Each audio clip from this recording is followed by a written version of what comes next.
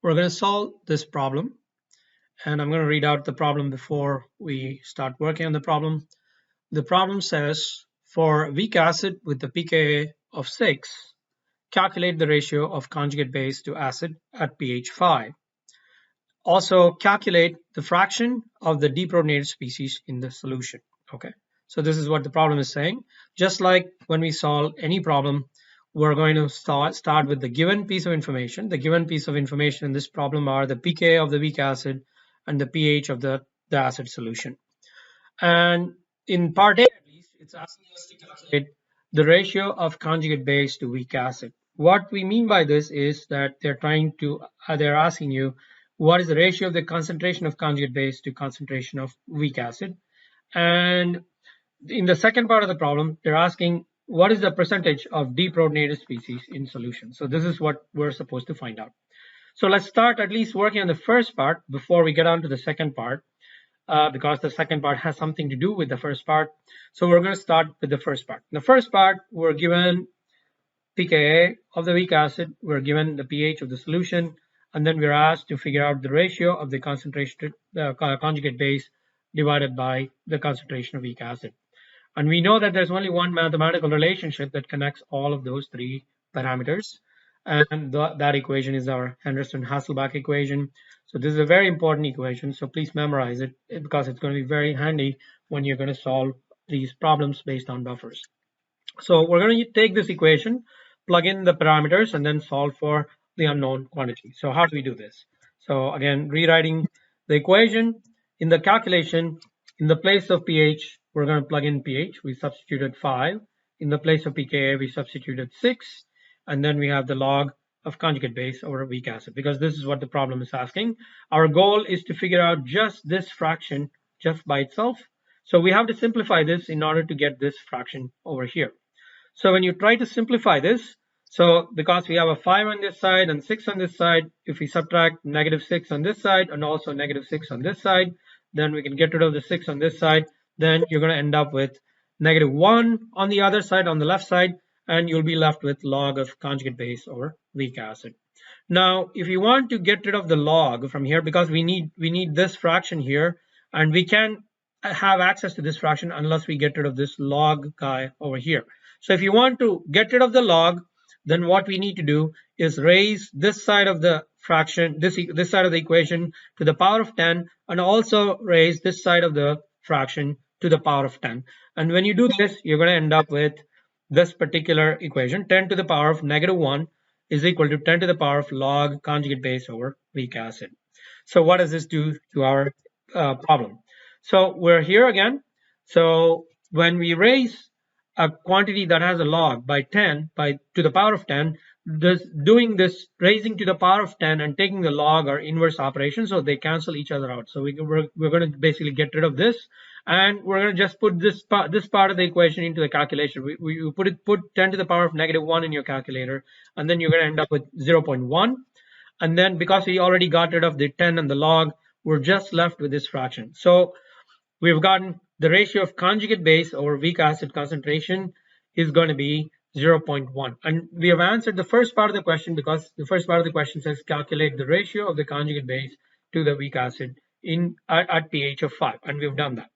Now we're going to get started on the second part. The second part requires a little bit more of a thought process because it's just a matter of getting used to some of the language. We need to understand the question first. And the question says calculate the fraction of the deprotonated species that is present in the solution. So we have to understand what this word deprotonated means, and once we understand that, it's relatively straightforward. Okay, so how do we get that?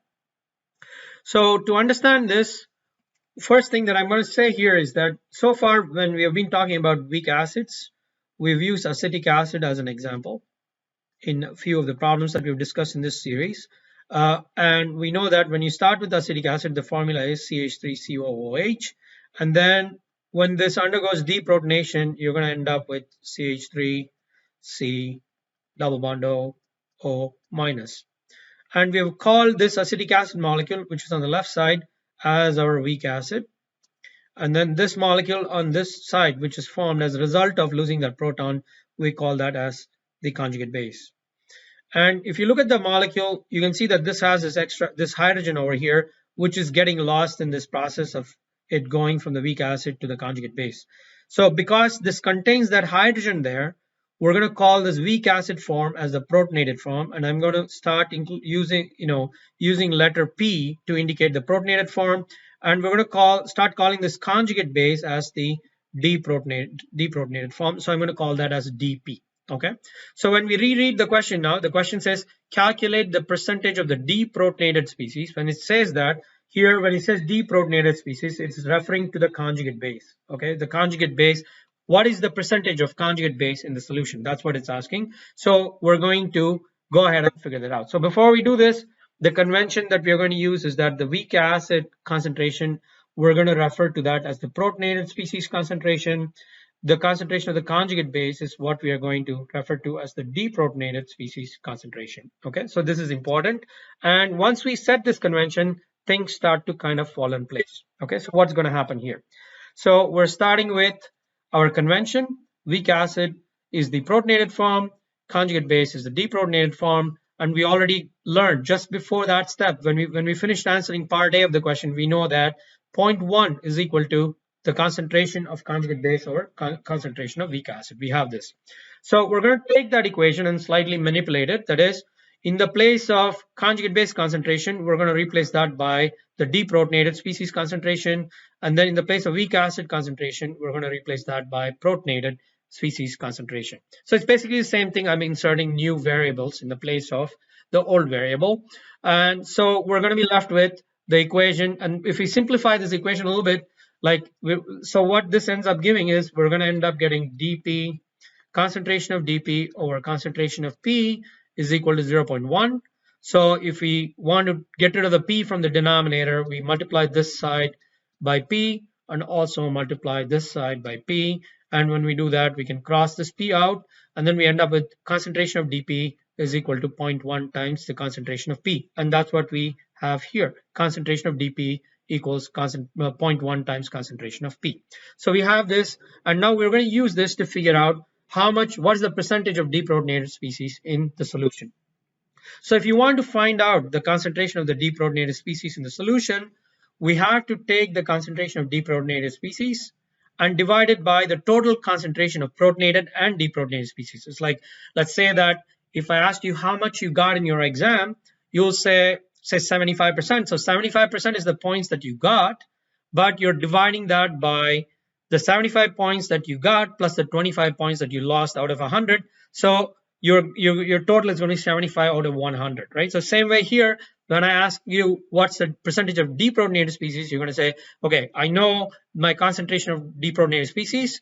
I'm going to divide that by the concentration of protonated species plus the concentration of deprotonated species. That gives me the total times 100. So by setting it up this way, now we know how to arrive at the percentage of deprotonated species. But we also know that this mathematical relationship, we also know that our concentration of deprotonated species is related to the concentration of protonated species. It's a bit cluttered here, so I'm going to rewrite this here. So concentration of deprotonated species is equal to 0.1 times the concentration of protonated species. We just derived that. So what I'm going to do is, in every place in this equation where I see dP, I'm going to take 0.1 times P and substitute here in the place of concentration of dP. Same way I'm going to do this also in the denominator over here. I'm going to plug them into that equation. When I plug them into that equation, you're going to get this particular final form where the dP has been replaced by 0.1 times P.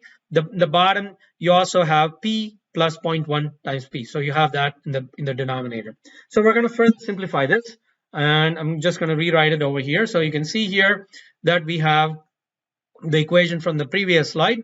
Now, if you look at the bottom part, it says P plus 0.1 times P. This is like when you do algebra, when you have x plus 0.5x, when you add them together, when you add the two variables together, we'll write that as 1.5x, because we know that this is 1x and this is 0.5x, so that's going to be equal to 1.5x. So same way here, we have P, concentration of P, we're considering this as 1P, and then plus we have another term right next to it, which is 0.1 times P, which is 0.1P. So when you add the two things up, you're going to get 1.1 times the concentration of P. So that's what we're getting here. We're getting 1.1 times concentration of P. In the numerator, we still have 0.1 times concentration of P. Now, because we have P on both numerator and the denominator, we can cross out the two P's that are here, and then the equation is going to simplify, and then you will end up with 0.1 over 1.1 times 100. If you put this in your calculator, you'll see that this comes out to 9.1%. 9.1%. So what we are learning here in this part is that what we are seeing is in this solution, when your solution is at pH 5, 9.1% of your species is going to be deprotonated. So the amount of deprotonated species, or the conjugate base, the concentration of the conjugate base is going to be 9.1%. The other percent, the 90.9%, the other 90.9%, because everything is out of a 100.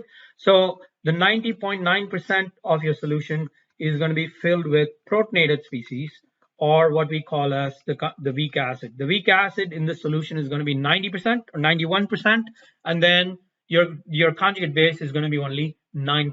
Okay, so that's what we are learning in this particular problem. And this is a very important thing that we are learning here. So I'm going to try to emphasize some ideas that we are learning here. Okay, so what we are learning here is, first of all, when we started the problem, we said our pKa of the weak acid is 6. The pH of the acid solution was 5. Okay, so when you're comparing the pH value to pKa value, you can see that your pH value is lower than the pKa value. Okay, so pH value is lower than the pKa value. That's the first observation.